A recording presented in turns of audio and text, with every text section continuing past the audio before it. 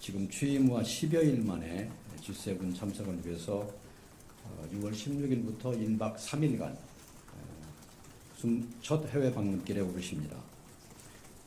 카나다가 우리를 초청을 했기 때문에 이제 시작이 된 건데요. 이러한 초청은 G7이 민주주의의 강인성을 보여준 경제강국 대한민국, 그리고 새로 출범한 새 정부에 대해서 큰 기대를 가지고 있음을 보여줍니다.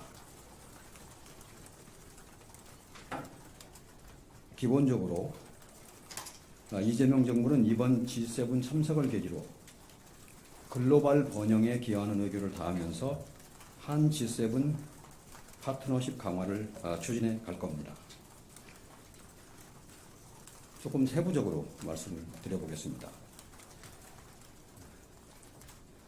이 대통령께서 첫 외교 일정으로 G7 정상회의에 참석하는 것은 여러 가지 의의를 갖는데 한 4가지 정도로 정리를 해볼 수 있습니다. 하나는 지난번에 계엄 위기로 한국의 민주주의가 위기에 처했습니다. 그런데 그 위기를 지금 극복을 하고 민주 한국이 돌아왔다 라는 메시지를 국제사회에 알리는 첫 국제 무대가 될 겁니다. 한국 민주주의의 회복을 널리 알리는 의미가 있겠습니다. 둘째로는 이번 정상회의의 참석이 지난 6개월여간 멈춰섰던 정상외교의 공백 상태를 해소하고 정상외교의 복원을, 재가동을 알리는 출발점이라고 할 수 있겠습니다. 정상외교의 복원을 의미한다고 하겠습니다. 셋째로는 G7처럼 세계 경제를 움직이는 주요국들과 정상외교를 재개함으로써 글로벌 경제 안보 환경의 대전환 속에서 우리의 국익을 지키기 위한 실용외교를 본격적으로 추진해 나갈 수 있게 되었습니다. 국익 중심 실용외교의 장에 나서는 의미가 있습니다. 넷째로는 G7 계기에 미국, 일본 등 주요국의 정상과 교유하고 협의함으로써 관세 등 당면 외교 현안, 경제 통상 현안에 대한 타개 방안을 모색할 수 있습니다. 현안 타결에 동력을 부여한다는 의미가 있겠습니다. 요약을 하면은 민주주의와 외교, 경제 통상 영역에서의 복원을 바탕으로 실용 외교를 적극 추구하는 계기라는 의미가 되겠습니다. 그러면은 이제 우리가 초청받은 G7 정상회의 자체에 대해서 몇 가지 소개 말씀을 드려보겠습니다. G7 정상회의는 주요 7개국, 미국, 영국, 프랑스, 독일, 이탈리아, 일본, 카나다와 EU 정상이 모여서 세계 정치와 경제를 논의하는 협의체입니다. 1975년에 처음 개최되었습니다. 올해로 50주년을 맞는 G7 정상회의는 캐나다의 카나나스키스에서 다음 주 16일부터 17일 화요일까지 양일간 개최될 예정입니다. 이번 G7 정상회의에서는 의장국 캐나다의 주도 아래 공동체의 안전 및 세계 안보의 증진, 또 에너지 안보와 디지털 전환을 통한 번영의 창출, 그리고 미래를 위한 파트너십 투자를 주제로 글로벌 도전 과제에 대한 논의가 이루어질 것입니다. 첫째 날인 6월 16일 월요일에는 G7 회원국 정상들만 참석하는 단독 세션이 진행이 됩니다. 둘째 날인 6월 17일 화요일에는 G7과 우리나라를 포함한 초청국들도 참석하는 확대 세션이 열립니다. 다음으로는 주요 일정에 대해서 말씀을 드리겠습니다. 이재명 대통령 내부는 6월 16일 월요일입니다. 출국을 하시고 당일 오후에 캐나다의 캘거리에 도착을 하십니다. 이재명 대통령님은 도착 후에 첫 일정으로 이번 정상회의에 초청받은 주요국 정상들과 양자회담을 가질 예정입니다. G7이 아닌 여타 초청국들을 대상으로 합니다. 지금까지 몇몇 국가들과 회담 일정을 조율하고 있습니다만 구체 사항은 확정이 되는 대로 다시 말씀을 드리겠습니다.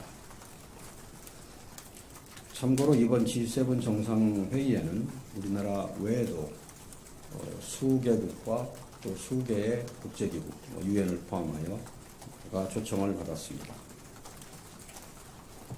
양자회담 일정에 이어서 대통령님 내분께서는 6월 16일 저녁 캐나다가 주최하는 공식 일정에 참석하실 예정입니다.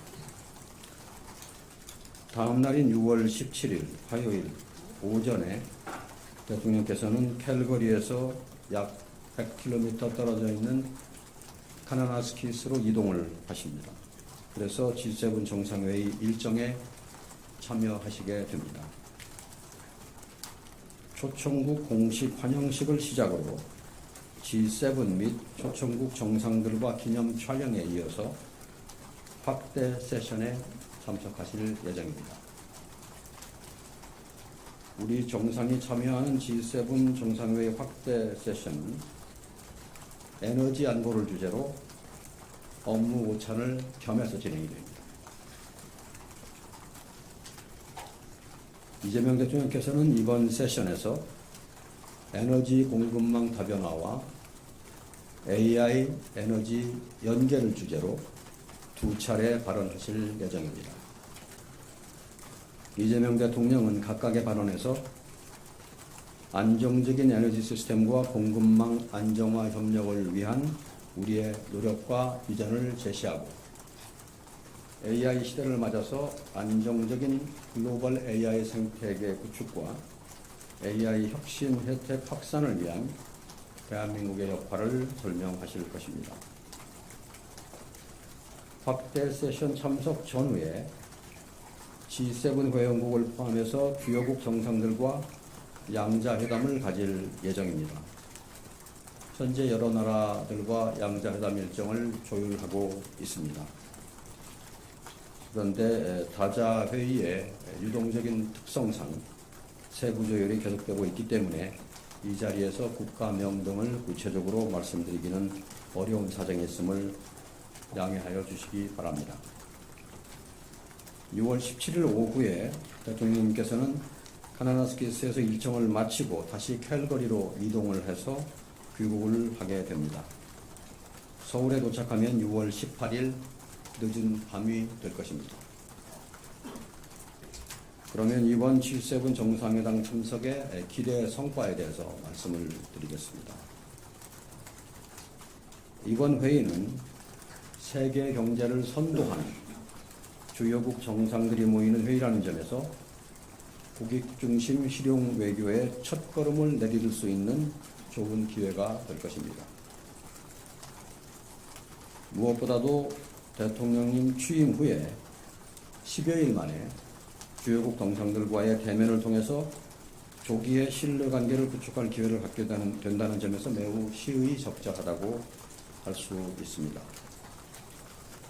세계 경제 대국 정상들과의 교류는 우리 경제가 어려운 상황에서 우리의 기업 활동은 물론 민생 회복과 경제 살리기에 기여할 것으로 기대가 됩니다. 또 여러 양자회담을 통해서 국익과 실용의 관점에서 주요국과의 우호 협력을 강화하는 동시에 통상 무역 등 현안 논의에서 진전을 이루는 기회를 갖게 될 것입니다. 마지막으로 G7 정상회담 참석을 통해서 에너지 공급망과 AI 등 글로벌 현안 논의에 적극 참여함으로써 명실상부한 G7 플러스 국가로서의 대한민국의 위상을, 국제적인 위상을 공고히 하는 효과가 있을 것으로 기대가 됩니다. 제가 모두에 드리는 말씀은 여기서 마치고 여러분들 질문이 있으시면 답변을 드리겠습니다.